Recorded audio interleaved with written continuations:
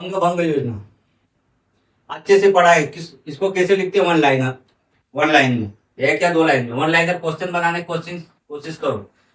बंग भंग योजना ब्रिटिश सरकार द्वारा लागू की गई एक प्रशासनिक योजना थी। क्या थी?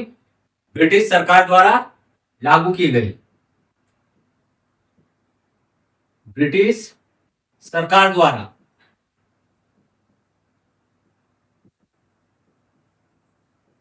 लागू की गई एक प्रशासनिक योजना थी।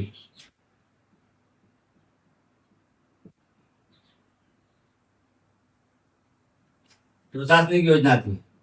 सबसे पहले एक या दो लाइन में क्वेश्चन कैसे बनते हैं, कैसे लिखा जाता है, ये सबसे लिखने की कोशिश करो। शॉर्ट आंसर या लॉन्ग आंसर बाद में लिखना।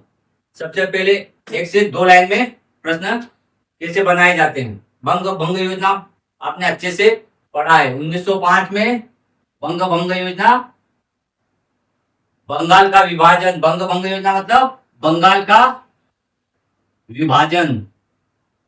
बंगाल का विभाजन किसने किया था? Lord Curzon. 1905 Lord Curzon. इसका उद्देश्य क्या था? बंगाल का विभाजन करना, पूर्वी और पश्चिमी, पूर्वी और पश्चिमी दो भागों में विभाजन करना था। बंग भंग योजना योजना क्या थी? प्रशासनिक योजना थी, लेकिन वास्तविक रूप से इसका उद्देश्य क्या था? बंगाल का विभाजन करना, क्योंकि पूर्वी बंगाल में मुस्लिमों की आबादी ज्यादा थी। पूर्वी बंगाल में मुस्लिमों की आबादी ज्यादा ज्यादा थी, तो इसकी राजधानी ढाका। बंगाल के विभाजन का उद्देश्य, बंगाल के विभाजन का उद्देश्य क्या था? प्रशासनिक था। प्रशासनिक उद्देश्य क्या था? प्रशासनिक। प्रशासनिक से आशय है कि प्रशासन को आसान बनाना, प्रशासन को आसान बनाना था। यह ब्रिटिश सरकार की नीति थी कि बंगाल के प्रशासन को आसान बनाना था। बंग भंग योजना उद्देश्य क्या था? लेकिन उद्देश्य के साथ असली उद्देश्य क्या था? असली उद्देश्य था बंगाल हिंदू और मुस्लिमों में फूट डालना था। असली उद्देश्य ब्रिटिश सरकार का क्या था?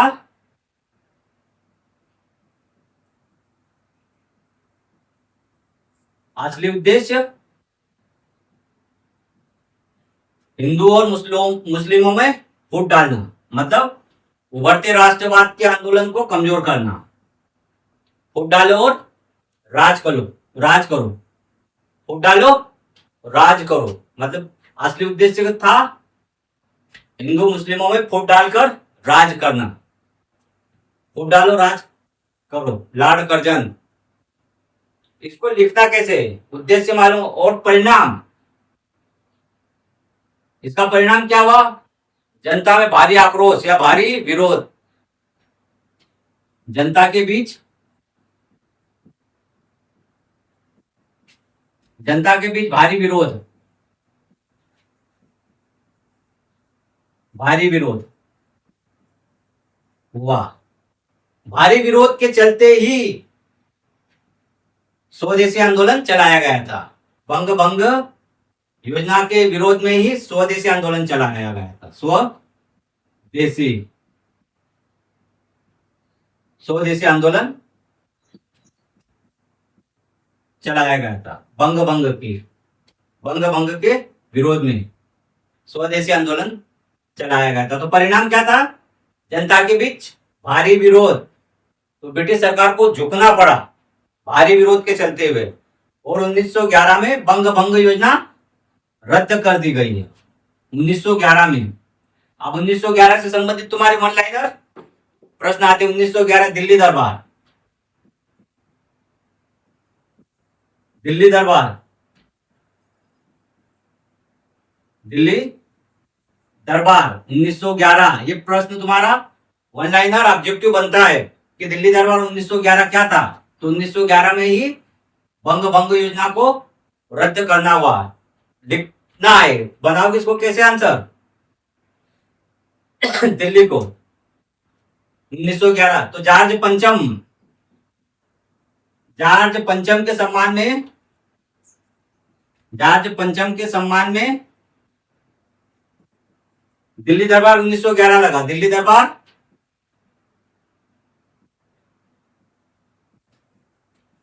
दरबार 1911 लगा, 11 लगा, जिसमें क्या था, बंग भंग योजना रद्द की गई लगा, जिसमें बंग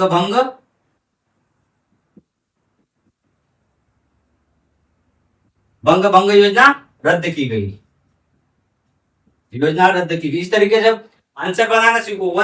एक से दो लाइन में कैसे बनाया जाता है। दिल्ली दरबार 1911 क्या था,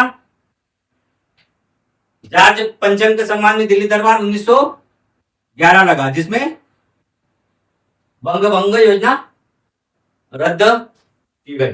परिणाम क्या था, जनता में भारी विरोध। उद्देश्य समझ में आया, कब हुआ था, 1905 में हुआ था बंग भंग योजना। किसके द्वारा हुआ था, लॉर्ड कर्जन के द्वारा हुआ था बंग भंग योजना। योजना क्या थी, प्रशासनिक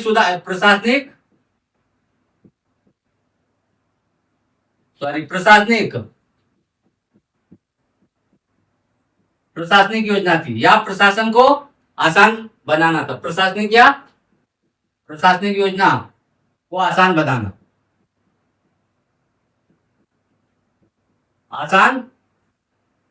बनाना, बंग भंग योजना का उद्देश्य क्या था, बंगाल के प्रशासनिक योजना को या प्रशासन को आसान बनाना। उद्देश्य पता है, कब हुआ था, किसके द्वारा किया गया था, उद्देश्य क्या था, हिंदू और मुस्लिमों में फूट डालो और उभरते राष्ट्रवाद के आंदोलन को कमजोर करना, मतलब फूट डालो और राज करो। अच्छे से पढ़ा है, लेकिन बात लिखने की आएगी एक से दो लाइन में, तो लिखना मुश्किल हो जाता है। सही और व्यवस्थित तरीके से नहीं लिख पाते हो तुम। लिखने की कोशिश करो। अच्छे से पढ़ा है तो किसके द्वारा हुई थी, लॉर्ड कर्जन द्वारा। लिखो कैसे, लॉर्ड कर्जन द्वारा घोषित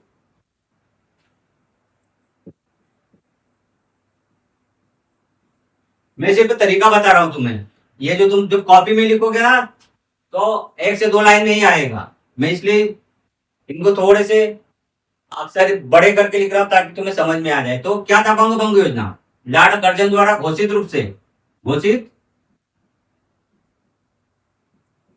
रूप से क्या था, बंगाल का विभाजन। लेकिन क्या थी, प्रशासनिक विभाजन। बंगाल के प्रशासनिक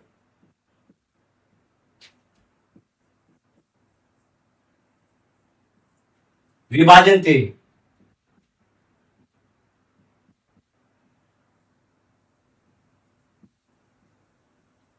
लेकिन वास्तविकता में क्या थे, लेकिन वास्तविकता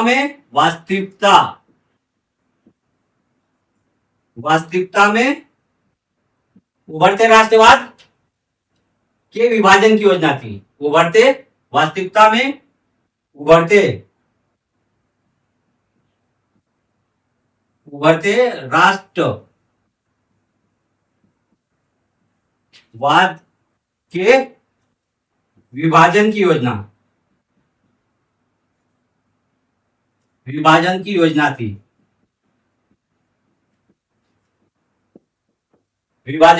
थी। तथा अतः इसका विरोध हुआ। यही लिखोगे एक से दो लाइन में। साफ सुथरे और स्पष्ट व्यवस्थित तरीके से लिखना सीखो। सबसे पहले एक से दो लाइन में प्रश्न कैसे बनाए जाते हैं, आंसर कैसे लिखे जाते हैं, ये लिखने की कोशिश करो। बंग भंग योजना,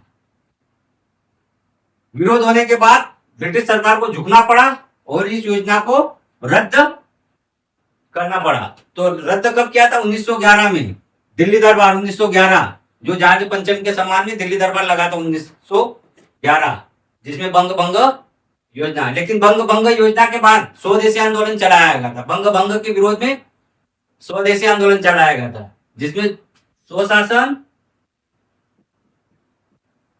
राष्ट्रीय शिक्षा बहिष्कार,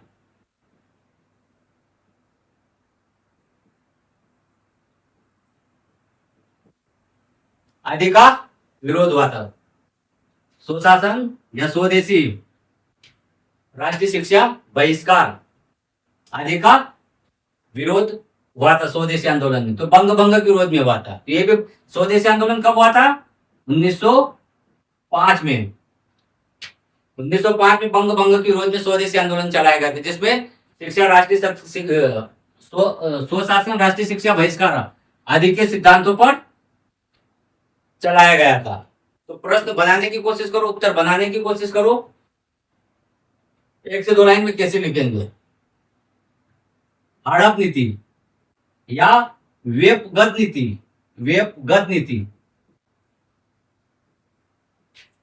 वेबगत नीति क्या थी?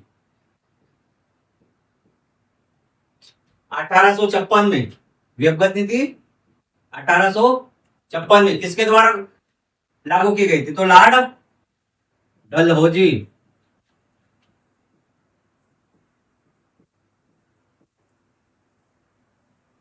डलहौजी के द्वारा स्थापित की गई थी वेबगत नीति।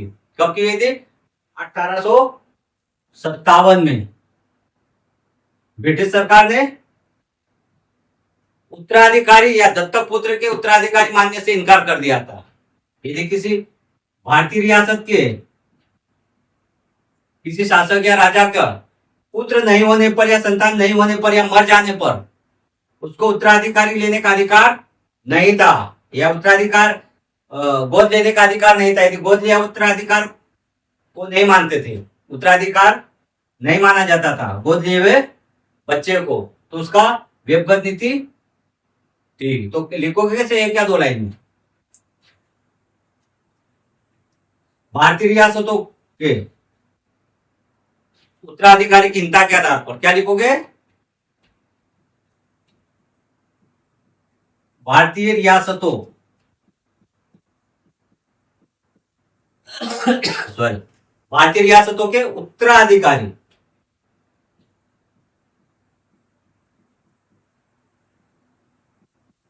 उत्तराधिकारी के हिंसा के आधार पर अंग्रेजी राज्य में विलीनीकरण की नीति अपनाई थी। किसने अपनाई थी? लॉर्ड डलहौजी। वेबगत नीति लॉर्ड डलहौजी 1856। इस तरीके से प्रश्न भी बनाने की कोशिश करो, कैसे प्रश्न बनाए जाते हैं, और उत्तर लिखने की कोशिश करो। इनसे बड़े जो शॉर्ट आंसर या लॉन्ग आंसर लिखाएंगे, लघु उत्तरीय या दीर्घ उत्तरीय, तो ये तुम्हारे कॉन्सेप्ट क्लियर रहना चाहिए। बेसिक बंग भंग योजना क्या थी, स्वदेशी आंदोलन क्या था, वेबगत नीति क्या थी, सहायक संधि क्या थी, इस तरीके से प्रश्न तुम्हारे बने जाते हैं। आप